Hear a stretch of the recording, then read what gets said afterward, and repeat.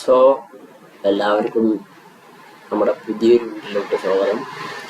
ഇന്ന് നമ്മൾ ഡിസ്കസ് ചെയ്യുന്നത് യൂണിറ്റ്സ് ആൻഡ് മെഷർമെൻറ്റ്സ് എന്ന് പറയുന്ന ചാപ്റ്ററിൻ്റെ പാർട്ട് 2 ആണ്. നമ്മൾ പാർട്ട് 1 ഫിസിക്കൽ ക്വാണ്ടിറ്റീസ് പഠിച്ചു, പിന്നെ നമ്മൾ അതിൻ്റെ 2 ക്ലാസിഫിക്കേഷൻസ് നമ്മൾ പഠിച്ചു, പിന്നെ യൂണിറ്റ്സുകളെ കുറിച്ച് പഠിച്ചു, അതിൽ വരുന്ന CGS സിസ്റ്റം, അതുപോലെ തന്നെ FPA സിസ്റ്റം, SI സിസ്റ്റം ഒക്കെ പഠിച്ചു.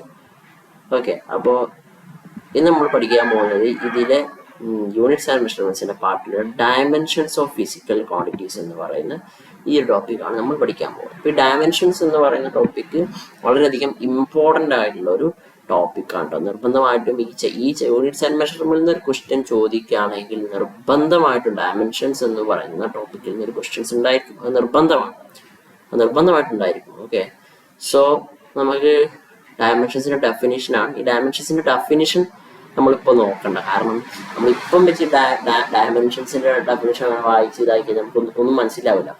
സോ ഞാനല്ല, ഈ ഡയമെൻഷൻസ് വെച്ച് നമ്മുടെ കാൽക്കുലേഷൻസ് ഇങ്ങനെ ചെയ്യാന്ന് പറയുമ്പോൾ ഇതൊരു പസിൽ സോൾവ് ചെയ്യുന്നത് പോലെയാണ്.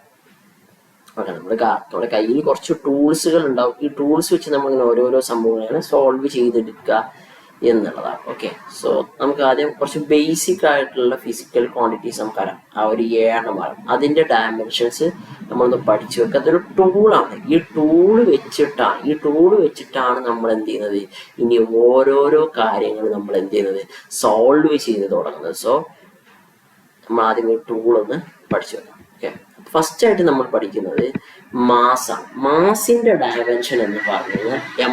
ഈ ഡയമെൻഷൻസ് എപ്പോഴും എഴുതുമ്പോൾ ഇങ്ങനെ ഒരു സ്ക്വയർ ബ്രാക്കറ്റിൽ ഇട്ടണം.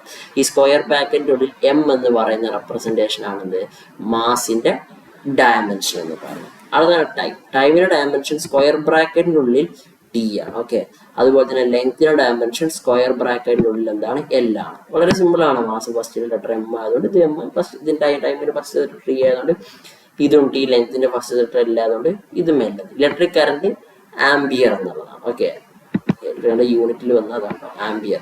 ടെമ്പറേച്ചർ T എന്നുള്ളതല്ല, ടെമ്പറേച്ചർ K എന്നുള്ളതാണ് കേട്ടോ. ടെമ്പറേച്ചർ K എന്നുള്ളതാണ്. എമൗണ്ട് ഓഫ് സബ്സ്റ്റൻസ് മോളാണ്. ലൂമിനസ് ഇന്റൻസിറ്റി CD എന്നുള്ളതാണ്.